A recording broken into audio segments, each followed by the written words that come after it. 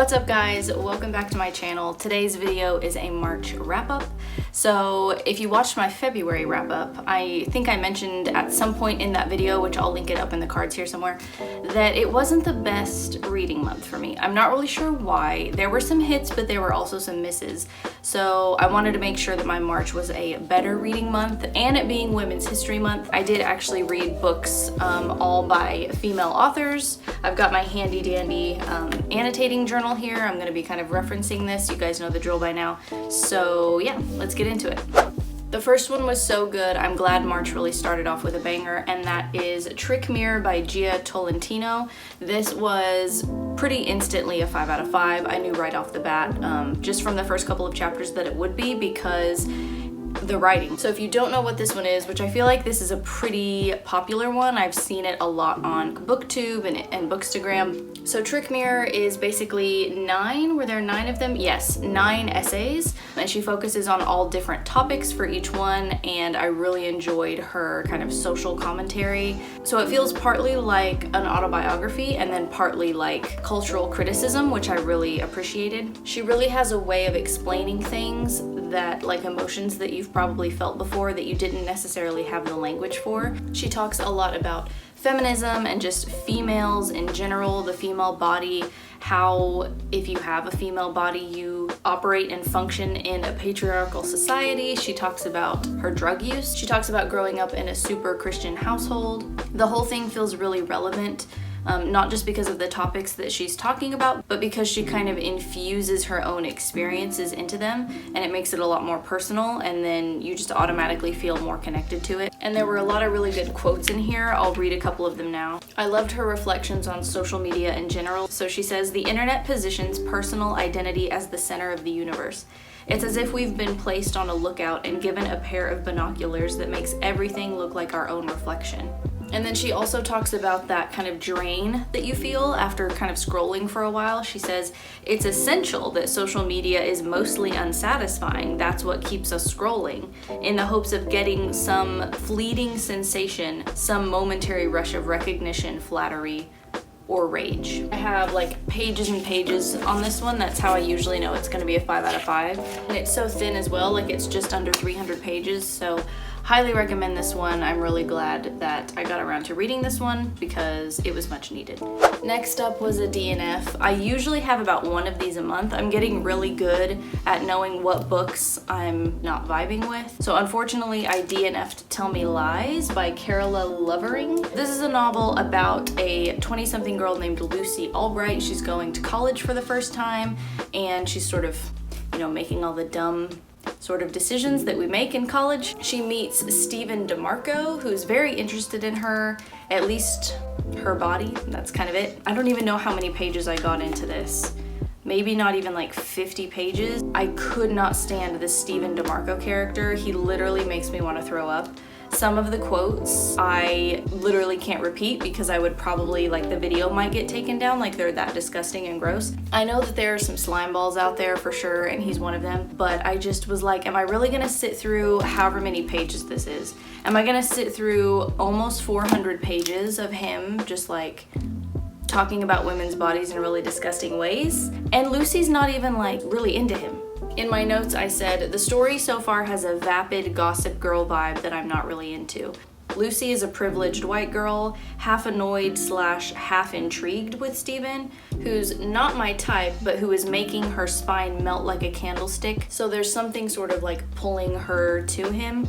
But I just wasn't interested in seeing how the relationship unfolded. I went ahead and peeped the reviews online, which I probably should have done before I checked it out at the library, just to see if maybe he changed by the end, because it would be worth it if he was going to be a changed character at the end. But from the reviews that I was reading, even the spoilery ones, it didn't really seem like he changed at all. A lot of the reviews said it was a long, drawn-out, repetitive bore about college kids making dumb mistakes, so I DNF'd it. Luckily, the next one that I read, which I do have a reading vlog for now live on my channel, I'll link it in the cards, that's The School for Good Mothers by Jessamine Chan. So I gave this a 4.5 out of 5 stars. So this one, I'll just read the blurb for you. It says, Frida Leo is struggling. She doesn't have a career worthy of her Chinese immigrant parents' sacrifices. She can't persuade her husband to give up his wellness-obsessed younger mistress. Only with Harriet, their cherubic daughter, does Frida finally attain the perfection expected of her. Harriet may be all she has, but she is just enough, until Frida has a very bad day. The state has its eyes on mothers like Frida, the ones who check their phones, letting their children get injured on the playground, who let their children walk home alone. Because of one moment of poor judgment, a host of government officials will now determine if Frida is a candidate for a big brother-like institution that measures the success or failure of a parent's devotion. Faced with the possibility of losing Harriet, Frida must prove that a bad mother can be redeemed, that she can learn to be good. I really liked this one. I thought it's kind of a slow burn. I wouldn't say it's like a page turner. It's gonna hit you pretty hard, I feel like, if you're a parent. I'm not a parent, so I don't know what that would be like to be separated from my child. I would imagine it would be pretty horrific. I really liked the sort of sci-fi aspect to it. I don't want to give too many details away, but there are living dolls at one point in the story, and that's when things get pretty interesting. It's definitely a roller coaster ride of emotions for Frida because she wants to do a good job. She wants to get her child back. So I mentioned in the reading vlog, but it definitely is for fans of 1984 by George Orwell, because it does have that big brother constantly surveying you sort of vibe to it, as well as fans of The Handmaid's Tale, for sure. It definitely has that sort of dystopic aspect to it. It's one of those books that, just like when you're reading The Handmaid's Tale, at times you're like, this is so outlandish, something like this would never happen. But then you kind of look at politics nowadays and technology, and you're like, well, actually, this could definitely happen one day. So it has that sort of creepy, not so distant future vibe to it as well. I said it brings up issues of what constitutes a good or bad parent, who gets to decide, how much power and influence the government should have over family affairs, and I especially loved the dystopian element of those creepy dolls. I will say it would have been a 5 out of 5 if there had been a little bit more action kind of at the end, like if she had tried to escape or something and there was like a little bit of a thriller aspect. I think that would have really made it cool at the end. Trigger warnings for like depression and suicide and that sort of thing as well. It does get pretty dark, so it might trigger some people, so keep that in mind before you read it. Otherwise, 4.5 out of 5. Really liked it. Next was another really good one. I feel like this one has been everywhere. It's been blurbed by Elizabeth Gilbert, Oprah, Brene Brown, and that is Untamed by Glennon Doyle.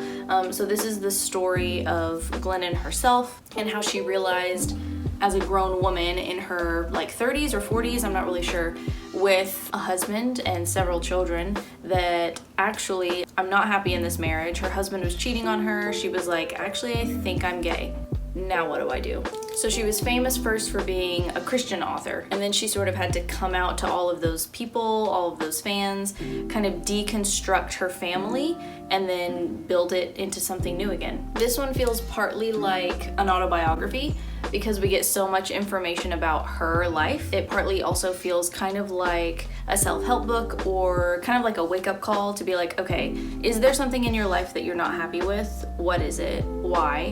What can you do to change it? I feel like she is sort of kind of a poster child for, if there's something that's not working in your life, you need to change it now because life is long until it's not. So if you know something is not working, what are you waiting for? Are you making a decision based out of fear? We need to make decisions based out of love. Let's be brave. If she can do that, if she can come out to like her super Christian fans and say, oh, by the way, I'm a lesbian, I feel like I could probably do anything. The chapters are super short. Some of them, let me see if I can give you an example. Some of them are even like this, like almost like little poems or something.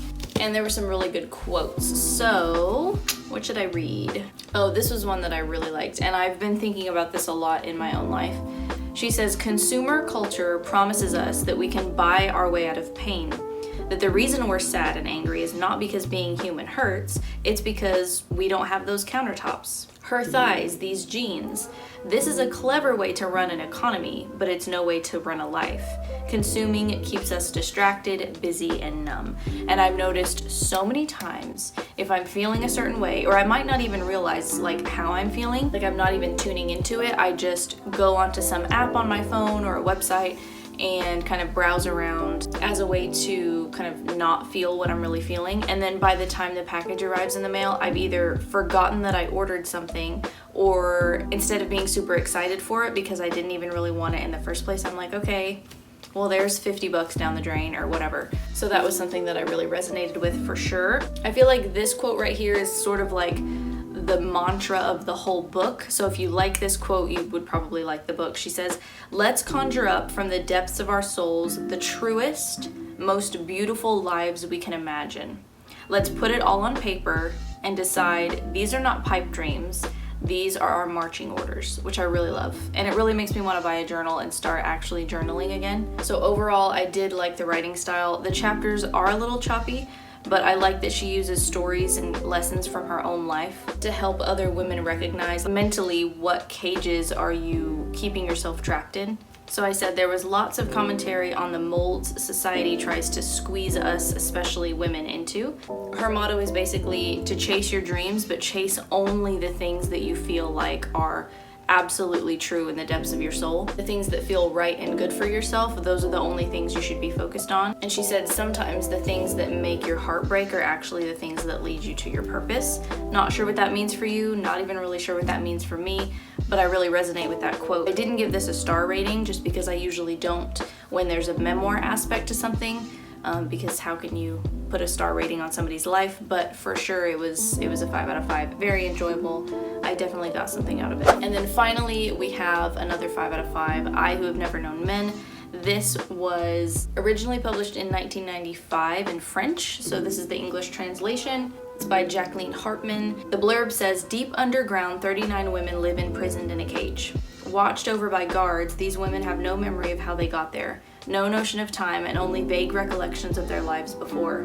As the burn of electric light merges day into night and numberless years pass, a young girl, the 40th prisoner, sits alone and outcast in the corner, but soon she will show herself to be the key to the others' escape and survival in the strange world that awaits them." A lot of time is covered in a very short number of pages. It's not even 200 pages long.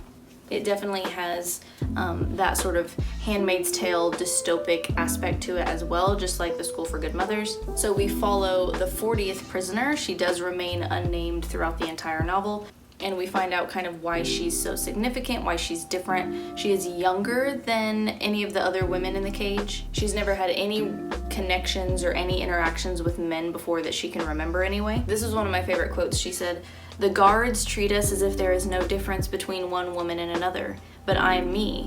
I'm not a 40th of the herd, one cow among the others.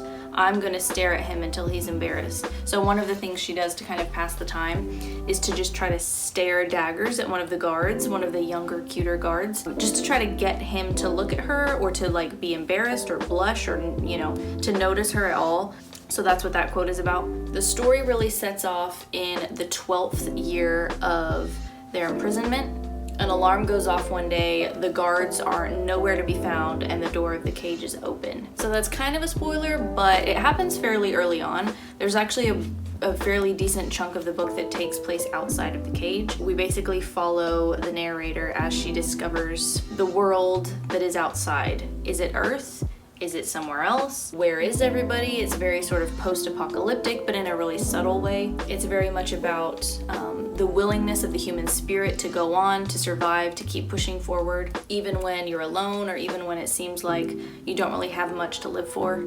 I really love this character. I wish she had a name. I guess she's kind of supposed to be like an every woman, so you're supposed to project yourself as the reader onto her, I guess, but I really did appreciate her innovativeness, her spirit, her drive. She lives a pretty bleak existence, but she has a really kind of ironically positive outlook on things, which you wouldn't expect. It's very much you just spend most of your time kind of inside her head. Very personal, it's very emotional, definitely a 5 out of 5. So that was it. That's everything I read in March, guys. This is my little stack.